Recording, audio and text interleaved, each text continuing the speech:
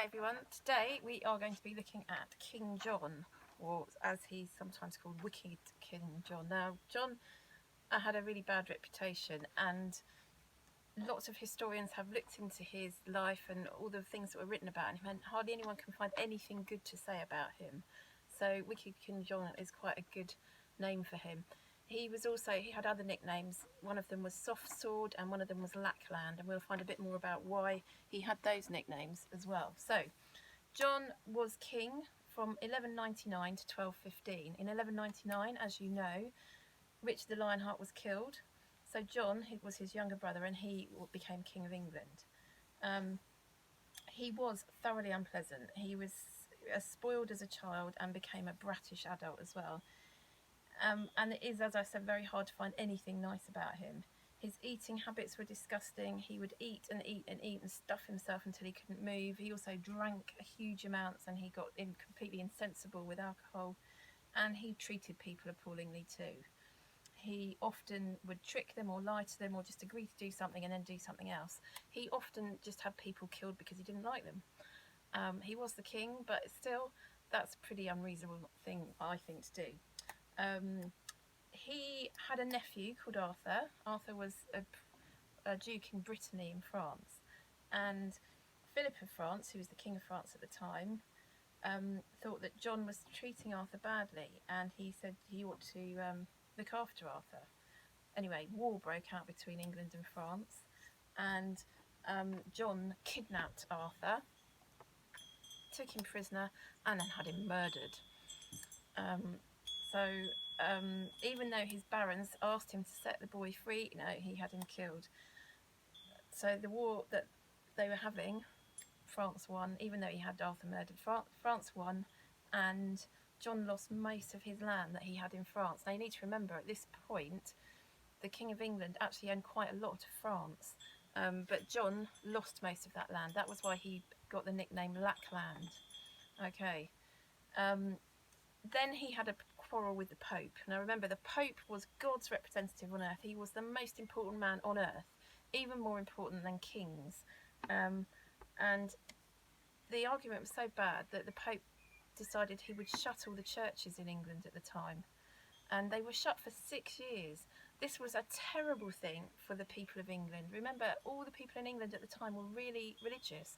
They believed absolutely in a heaven and hell, and they knew if they didn't go to church, God wouldn't see them or hear their prayers, and they would go to hell because they weren't showing him how much they loved him. So closing the churches was a dreadful thing for the people of England to happen. So his subjects didn't like him, his barons didn't like him, and it got worse. So let's find out what happened next. The Pope said he wasn't fit to be king, and he asked Philip to come and conquer England for him. So he said to Prince Philip, you know, you've already managed to get rid of him in France, see if you can get him out of England as well. But in the end, John paid him lots of money, and the Pope left him alone for a while. In the meantime, John gathered an army, and he tried to invade France, but he got badly beaten that time. By now, his barons were really cheesed off with him. They were really fed up with his treating people badly, losing money, losing land, taxing the barons, taxing the peasants, taxing everybody, and they said enough was enough.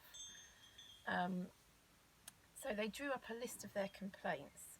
Okay, and John agreed to meet them in a place called Runnymede, which is not far from here actually. It's near Windsor Castle. You can go there today still, and it pretty much looks it's very similar to how it would have looked at the time. So this was in the year 1215, which is 805 years ago. At the beginning of June,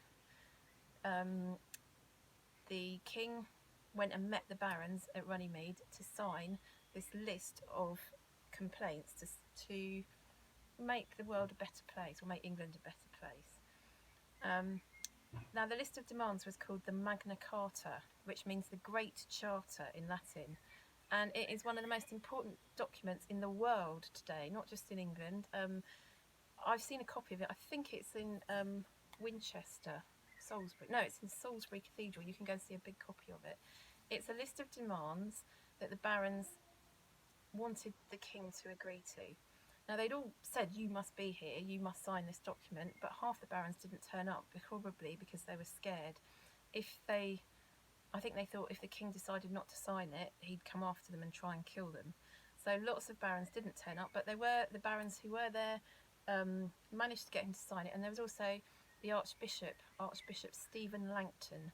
You might have heard of him because there's a pub named after him somewhere in, I can't remember, in the Surrey Hills. Anyway, there's a pub called the Sir Stephen Langton, and it is named after this Archbishop who managed to get him to sign it. Now, on the Magna Carta, there are 63 demands. It was all written in Latin, and John had to agree to all 63 of the demands. Now, most of them aren't important to us anymore, but several of them still are important. John had to agree not to interfere with the church. He had to agree not to imprison people or sentence people to death without a trial. And he had to promise to give back land that he'd enclosed without permission. And he also had to promise to defend the ancient rights of towns and cities. He also promised not to raise taxes without consent of the people. Now, he had absolutely no intention of keeping these promises, even though he put his great seal on it. So at the bottom of the document, there's a great big thing called his seal at the bottom, which is made of wax. Hot wax was put, and then he would put in his seal to show that he agreed with everything on it, which of course he didn't. And civil war broke out. Now, sorry, got a bit wobbly there. Now, John, unfortunately, fortunately probably, didn't live long enough to find out what happened after civil war broke out, and he actually died quite soon after the Magna Carta was signed. He was travelling in a place called the Wash, which you might know, it's kind of between Norfolk and the next bit of land round. If you look at a map, there's a bit kind of, well, I'd have to, anyway, have a look up the Wash. It's a big tributary of rivers, and it's really marshy and sandy. And as he was travelling across it, the tides kept changing. And actually, what he did, he lost all the crown jewels and loads of other jewels as well. And they all got washed into the sea, and they're still there. They've never been found. So that might be something you want to do one day. Go and have a look under the shifting sands of the Wash, see if you can find the original crown jewels. Anyway, he lost the crown jewels. He also lost his life. Now, it's said that he ate a massive meal of peaches and cider, and he died afterwards. Now, peaches and cider, I don't think can kill you, so probably he was poisoned because he was so vile and unpopular. Okay, so I've given you a huge amount of information there. That is the life of King John. I hope you enjoyed it. That's the end.